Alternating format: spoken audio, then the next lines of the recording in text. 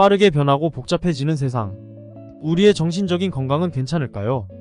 우리 삶의 빠른 속도의 본질, 끊임없는 정보의 유입, 그리고 끊임없이 변화하는 세상을 따라가야 한다는 압박은 우리의 정신적 행복에 큰 타격을 줄 수 있습니다.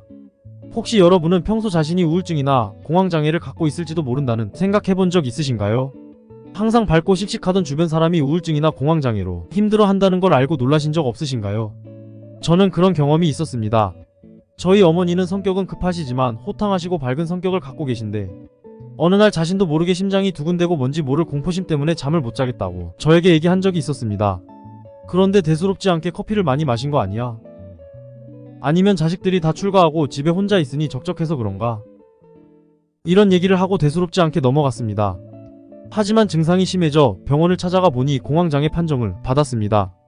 지금은 약을 드시며 이겨내고 계시지만 그때 더 마음을 헤아려 드리지 못했던 마음에 너무 죄송스럽더라고요.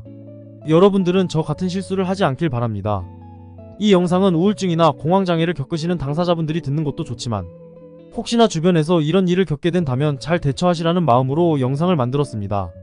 많은 분들과 함께 공유해보세요. 슬쩍 구독과 좋아요 부탁드립니다. 안녕하세요. 여러분의 건강한 삶을 응원하는 건강을 그리다입니다. 오늘은 조금은 어려운 주제에 대한 이야기를 해보려고 합니다. 5G처럼 빠르게 변화하는 시대를 바쁘게 살고 있는 요즘 정신건강에 대한 관심이 많아지고 많은 사람들이 자신의 마음을 살피는 여유를 가지려 노력하는 이들도 많아지고 있는 것 같습니다. 하지만 여전히 옛 사고방식을 가진 탓인지 마음의 병은 의지력의 문제라고 인식하는 사람들이 많아 쉽게 마음 터놓을 곳이 없는 게 현실인데요. 누구나 마음의 병 하나쯤은 갖고 있지만 가까운 가족에게조차 쉽게 터놓고 얘기하기 어려운 게 현실인 것 같습니다. 요즘 TV를 보면 우울증이다, 공황장애다 라며 자신의 썰을 얘기하는 사람들을 쉽게 볼 수 있는데요.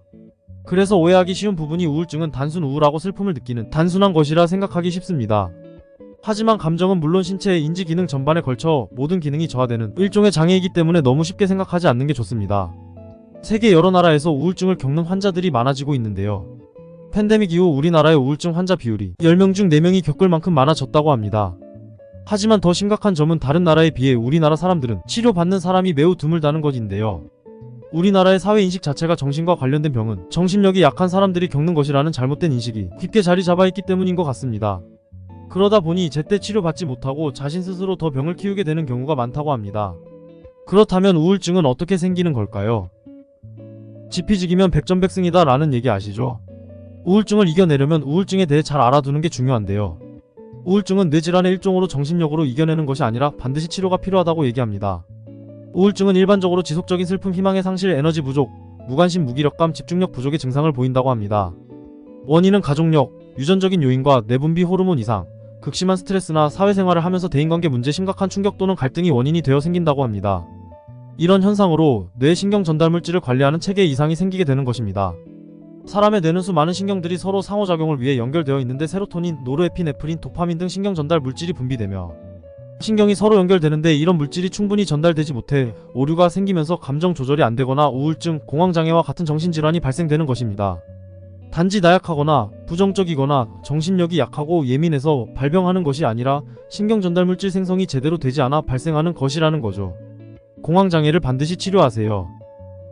이유 없이 초조하고 불안하며 가슴 두근거리고 숨이 막히는 공포를 느껴보신 적 있으신가요? 저희 어머니에게 들었던 증상과 비슷한데요. 밤에 잠을 자려고 누우면 가슴이 두근거리고 이유 없는 공포감이 밀려온다고 그러더라고요. 그래서 어머니 댁에 전자도 오락 위에 자물쇠를 한 개 더 달아드렸거든요.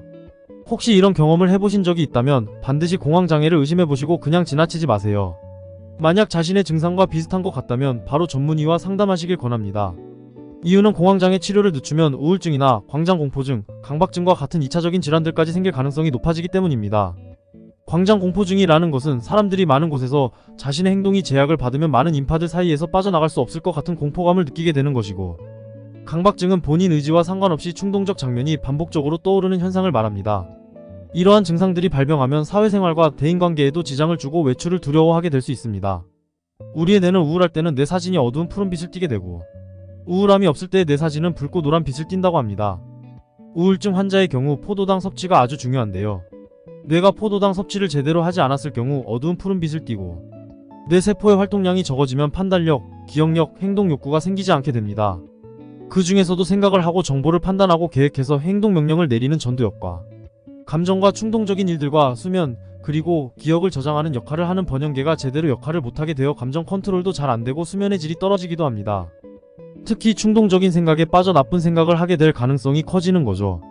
왜 우울증을 앓고 있는 사람들이 자살 충동을 느낀다고 하는지 이제 조금 아시겠죠?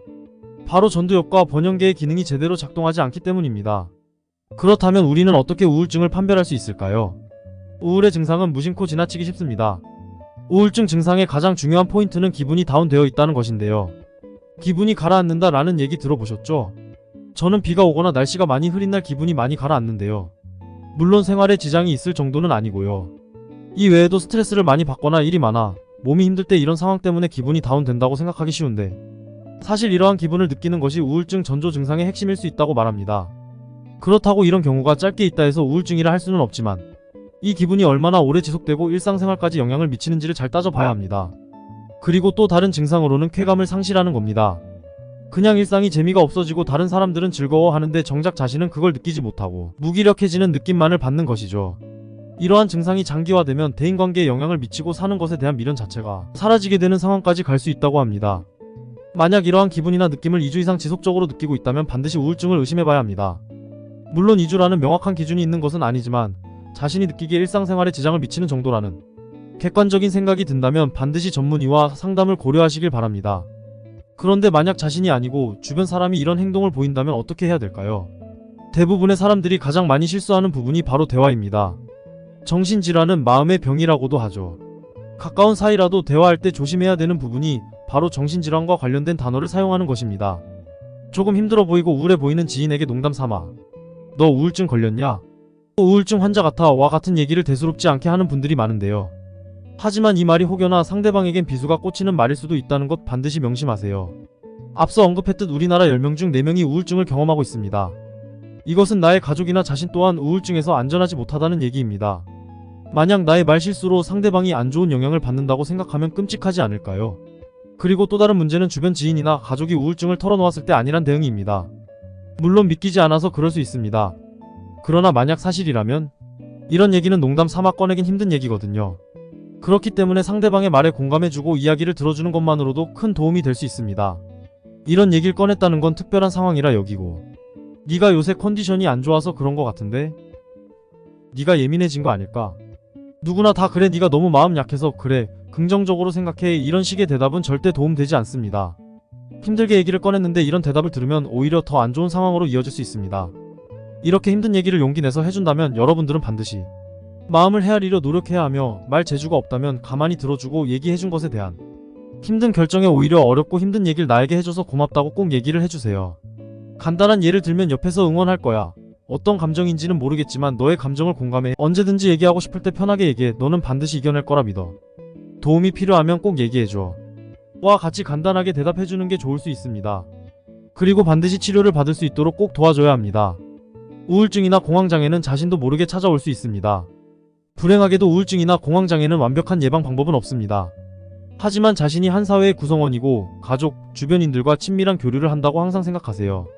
그리고 평소 스트레스 해소를 위한 취미를 적어도 1개 정도는 가져보시길 추천드립니다. 평소 긍정적인 생각과 충분한 신체 활동을 한다면 이런 상황을 예방하고 가볍게 넘기기에 충분히 도움이 될 거예요. 마지막으로 몸과 마음이 차분해질 수 있는 아침 명상이 좋습니다. 하루를 시작하기 전 명상을 통해 하루 일과를 계획해보고 자신의 목표를 생각해보면서 마음의 평화를 찾도록 노력해보세요. 물론 이것은 평소 자연스러운 습관이 되기 위해 꾸준히 하는 게 중요합니다. 소 잃고 외양간 고치는 일이 없으시길 바랍니다. 지금도 우리나라는 물론 세계적으로 많은 사람들이 공황장애와 우울증으로 고통받고 있습니다. 그런데 이것이 본인의 의지나 성격에 의한 것이 아니라 뇌 신경물질의 기능 저하로 생기는 것이니 절대로 자책하지는 마세요. 그리고 혹시 주변에 이 고통을 겪는 분이 계시다면 망설이지 말고 지금 당장 얘기해주세요. 당신의 잘못이 아니라고 반드시 이겨낼 수 있다고요. 꼭 진료를 받도록 도움을 주고 옆에서 믿고 응원해주세요. 우울증과 공황장애는 여러분의 삶의 한 장면이지 끝이 아니란 걸 꼭 기억하세요. 건강을 그리다는 여러분의 건강한 생활을 위해 더 좋은 정보로 다시 찾아오겠습니다. 여러분 모두를 응원합니다. 슬쩍 구독과 좋아요 부탁드립니다.